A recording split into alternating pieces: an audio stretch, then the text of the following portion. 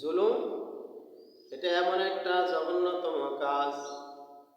জুলুম এটা এমন একটা নিকৃষ্ট কাজ, যেই কাজের কারণে আসমান সহ্য করতে পারে না, যেই জুলুমের কারণে জমিন সহ্য করতে পারে না, আশরাফুল মাখলুকাত সহ্য করতে পারে না, কোন মাখলুক সহ্য করতে পারে না। যখন আসমান জমিন সহ্য করতে পারে না, আরশের মালিকের নিকট অভিশাপ পাঠ করে, আল্লাহ আর সহ্য করতে পারি না, আর ধৈর্য ধারণ করতে পারি না মালিক।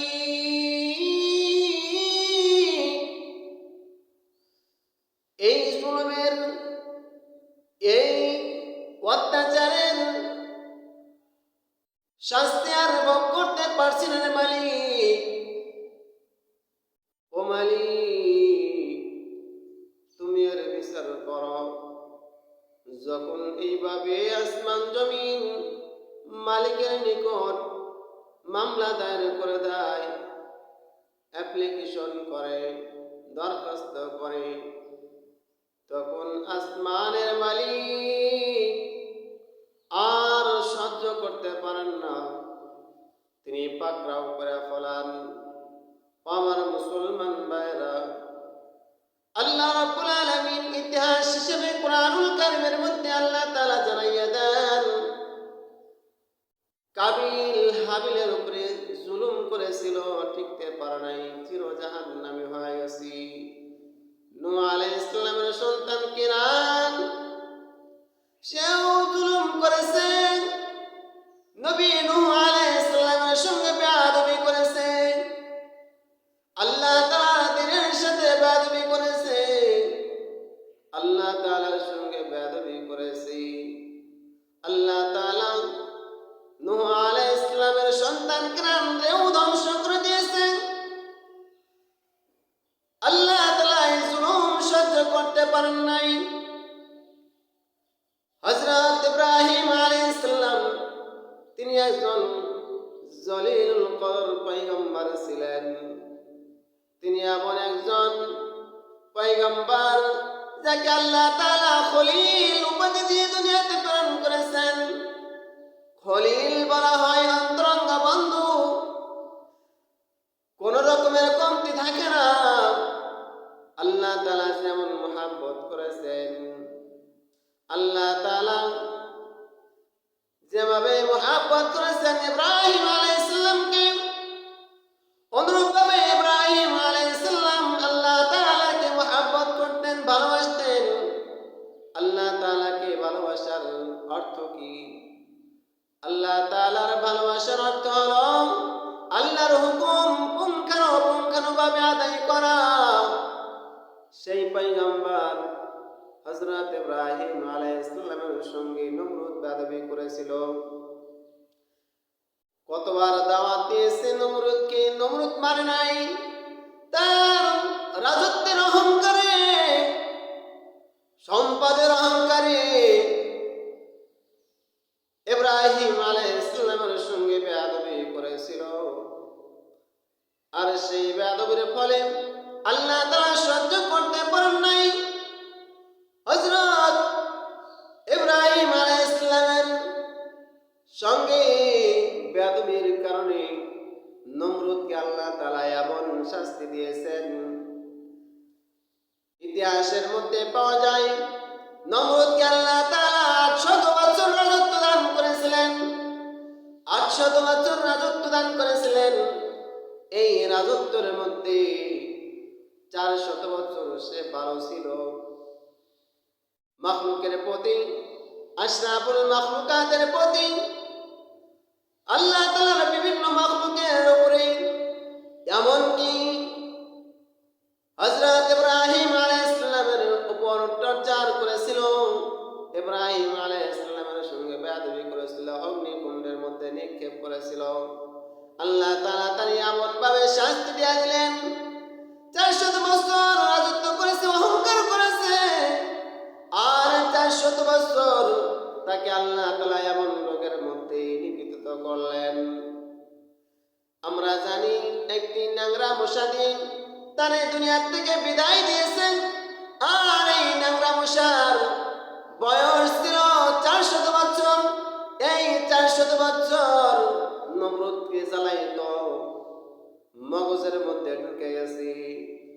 মগজের মধ্যে ঢুকে মগজের মধ্যে কামড়াইতো। আর নমরুদ তার গোলাম, তার কর্মচারীকে বলতো, আমার মাথার মধ্যে বাড়ি দে, ও আমার মাথার মধ্যে বাড়ি দে, আমার ভালো লাগে না। এইভাবে মৃত্যুর আগ পর্যন্ত মাথার মধ্যে বেড়াইতো, লাঠি চার্জ করত। আমার বন্ধুগণ, তার জুলুমের কারণে আল্লাহ তাআলা দুনিয়া থেকে বিদায় দিয়েছেন, দেখায় দিয়েছেন জাতিরি। আল্লাহর নবীর সঙ্গে বেয়াদবি করার কারণে আল্লাহ তাআলার পয়গম্বরের সহচর্য তার ওয়ারিসদের সঙ্গে বেয়াদবি করার কারণে কেমন শাস্তি পেতে হয়।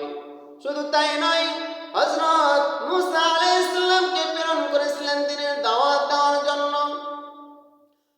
হযরত মুসা আলাইহিস সালাম ফেরাউনকে কতবারই না দাওয়াত দিল, ফেরাউন মানে নাই, বরং ফেরাউনকে ধাওয়া দিয়েছে নীল নদের মধ্যে। আল্লাহ রাব্বুল আলামিন সহ্য করতে পারেন নাই। আল্লাহ রাব্বুল আলামিন সহ্য করতে পারেন নাই, ফেরাউনকে পানির মধ্যে নিমজ্জিত করে দিল। শুধু তাই নয়, ইতিহাস আরো বলে আখরি পয়গম্বর সাইয়্যিদুল মুরসালিন খাতামুন নবীন মুহাম্মদুর রাসূলুল্লাহ সাল্লাল্লাহু আলাইহি সাল্লামকে আবু জাহাল এমন বেয়াদবি করেছিল, এমন শত্রুতা পোষণ করেছে।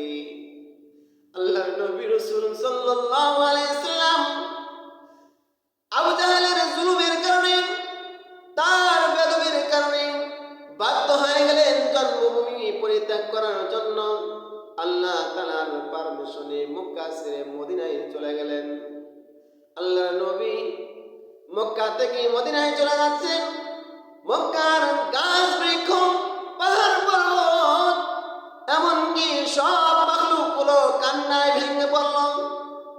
আর বলতেছে, হে নবী, আপনি কিভাবে আমাদেরকে ছেড়ে যাবেন? আল্লাহর নবী পিছনের দিকে তাকায় আর বলে, আরে আমি তোমাদের থেকে সরে যাচ্ছি না, কিছুদিনের জন্য আমি যাচ্ছি, আবার আমি তোমাদের কাছে আসবো। তোমরা কান্না করবা না, তোমরা দুঃখ নিবা না। আল্লাহর নবী আবু জাহালের কারণে, তার জুলুম নির্যাতনের কারণে মক্কা ছেড়ে মদিনায় চলে গেল। এইভাবে বর্তমান যুগের মধ্যেও আমরা দেখেছি নবী পয়গম্বর মুহাম্মদুর রাসূলুল্লাহ সাল্লাল্লাহু আলাইহি ওয়াসাল্লামের ওয়ারিস উলামায়ে কেরাম জাতির বিভিন্ন ভাবে কোরআন হাদিসের কথা বলে বলে বুঝাইতো। কোরআন হাদিসের কথা বলে বলে তাদেরকে বুঝাইতো, জানাইতো, জান্নাত জাহান্নামের কথা জানাইতো, হক বাতিলের কথা জানাইতো, সৎ কাজের আদেশ অসৎ কাজের নিষেধ করত। এর ফলে উলামায়ে কেরামকে জেলখানার মধ্যে আবদ্ধ করে রাখলো, বিভিন্নভাবে টর্চার করলো, আয়না ঘরের মধ্যে নিমজ্জিত করলো। আল্লাহ তাআলা সহ্য করতে পারেন নাই। ওই উলামায়ে কেরাম জেলখানার মধ্যে বসে বসে কোরআন তেলাওয়াত করত। ওই জেলখানার মধ্যে বসে বসে আল্লাহ তাআলার জিকির করত। ওই জেলখানার মধ্যে বসে বসে রাত্র জেগে তাহাজ্জুদ নামাজ আদায় করত। আল্লাহ তাআলার দরবারে ফরিয়াদ করার কারণে স্বৈরাচারী বাদশাকে আল্লাহ তাআলা সরাইলেন, জালেম বাদশারে সরাইলেন। এই জন্যই তো আল্লাহ রাব্বুল আলামিন কোরআনুল কারীমের মধ্যে ইরশাদ ফরমান, লা'নাতুল্লাহি আলাল যালিমিন।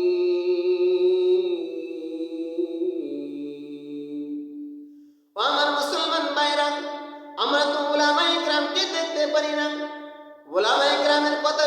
পারি না, কোরআন হাদিসের কথা শুনতে পারি না, কিন্তু আল্লাহ তাআলা কিন্তু সাক্ষী দেন উলামায়ে কিরাম একমাত্র আল্লাহ তাআলাকে ভয় করে, আল্লাহ তাআলাকে ডরাই। এই জন্যই তো আল্লাহ তাআলা কোরআনুল কারীমের মধ্যে ইরশাদ ফরমান, ইন্নামা ইয়াখশাল্লাহ মিন ইবাদিহিল উলামা। আল্লাহ রাব্বুল আলামিন বলেন, নিশ্চয় একমাত্র উলামায়ে কিরামই আল্লাহ তাআলাকে ভয় করে। ও আমার মুসলমান ভাইরা, ও আমার মুসলমান বাবারা, ও আমার মা বোনেরা, অন্তর কান দিয়ে শুনবেন, উলামায়ে কিরামের কথাগুলো শুনবেন, আমল করবেন। আল্লাহ রাব্বুল আলামিন ভাগ্য খুলে দিবেন। জুলুম করবেন না, জুলুমের ফল ভালো হয় না। আমরা স্বচক্ষে দেখেছি জুলুমের